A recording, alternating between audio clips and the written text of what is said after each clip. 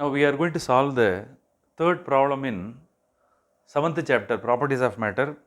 First I will explain the problem by using this diagram. Here two soap bubbles are there, one is A and B. The smaller bubble A, whose radius is 2 centimeter, that is surrounded by another bubble B whose radius is 4 centimeter. So one is inner bubble and another one is outer bubble. Here you have to imagine another single soap bubble, and the single soap bubble, that one maintains the same pressure difference as inside the smaller and outside the larger soap bubble. That is, the excess pressure inside the single soap bubble, that is equal to del P. What is del P? Del P is nothing but the pressure difference. Look at here, del P is nothing but the pressure difference inside the smaller bubble and outside the larger soap bubble. So that is a clue which is given here. You are asked to calculate which one, the radius of the unknown single soap bubble. Here I already have written the proof also. So clear, this is the proof that is to be derived. That is, radius of the single soap bubble whose radius is lesser than RA and lesser than which one, that RB. So that is a proof that is to be derived by using this clue. So I will explain the step one by one, you follow it up. Okay. First I am going to calculate the excess pressure inside the bigger bubble. Okay. Excess pressure inside the bigger bubble to be calculated. Are you clear? So we know the formula. The general formula to calculate the excess pressure is 4T by R in the case of soap bubble. This one can be named as del P, is a symbol for excess pressure. Since it is bigger bubble, we can use the term B. The formula is 4T by R. That is the first step. And then you have to calculate the excess pressure inside the smaller bubble. Excess pressure. What is this? Excess pressure inside the smaller bubble is equal to del P. Since it is smaller, S can be written, and you can write 4T by R for the same, for the both the same formula to be used. Here you can substitute the radius.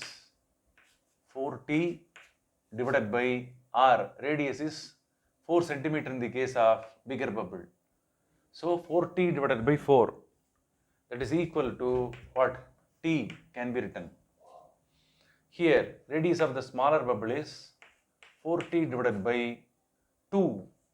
So you can get the answer as 2T. So 2T is the excess pressure. So I have substituted both the two formulae and I got it. Now the most important thing is, the most important part in the formula is, problem is, we have to find out the air pressure difference between the smaller bubble and atmosphere. Are you clear? That is called del P. Air pressure difference between the smaller bubble and the atmosphere to be found out. So I am going to write the sentence now. Air pressure, this is the clue which is given in the problem.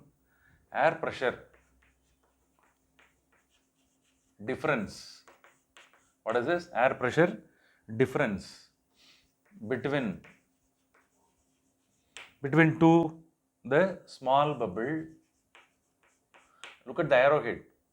Okay, this one, air pressure difference between the smaller bubble and atmosphere. Smaller bubble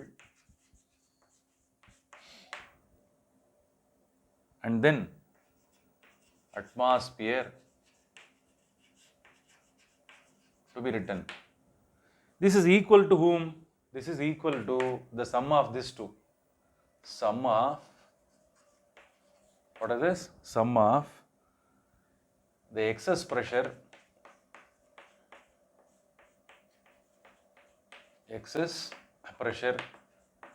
inside the bigger and smaller bubble. You have to do this problem very patiently. Are you clear? So this is the most important thing. So the pressure difference is already mentioned as del P. Therefore we can write del P, that is equal to these two. Excess pressure inside the bigger bubble, excess pressure inside the smaller bubble can be written. Are you clear? This one is equal to which one? The excess pressure inside the single soap bubble. Are you clear? This pressure difference or this one is equal to which one? The excess pressure inside the single soap bubble. That is a assumption, that is a clue which is given in the problem. Are you clear? So the next step we can write, this is nothing but this is equal to which one? The excess pressure inside the excess pressure inside the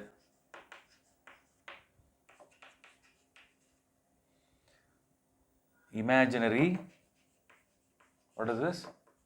Imaginary single soap bubble. You have to imagine a single soap bubble and whose radius is not known. Are you clear? With unknown radius. With unknown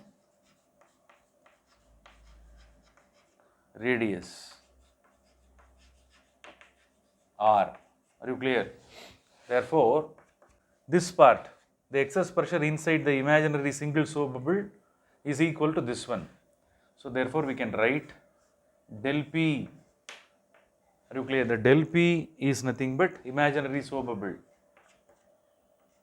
That is equal to which one? The air pressure difference between the smaller bubble and atmosphere.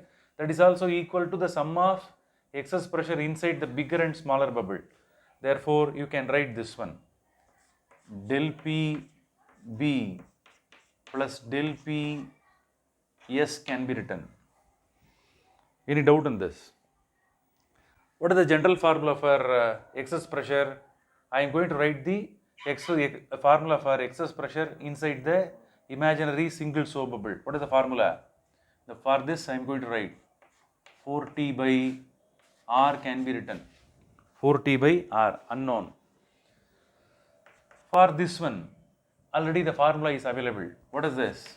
4T by R. 4T by 4 is written, no? That 4T by 4 can be written, bigger bubble.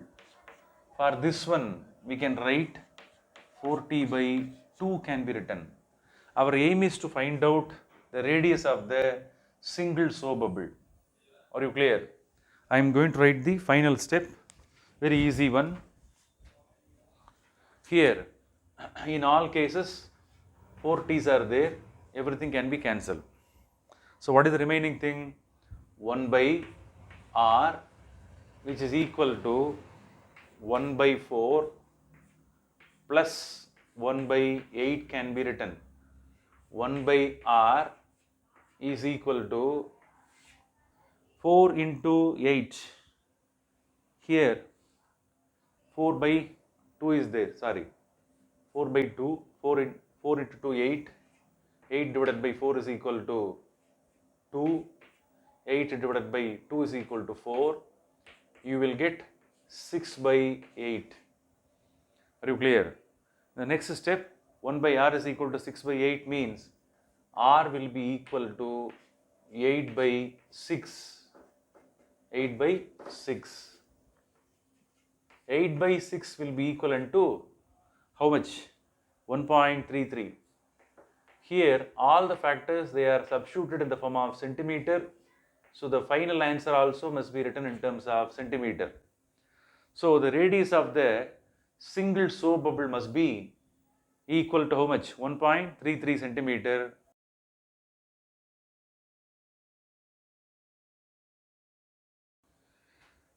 Now this is the radius of the single soap bubble. Are you clear? the excess pressure inside the single soap bubble is equal to the pressure difference between the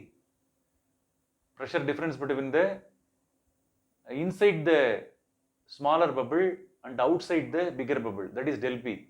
The excess pressure is equal to del P. Are you clear? Again, I'll repeat. This is the radius of whom?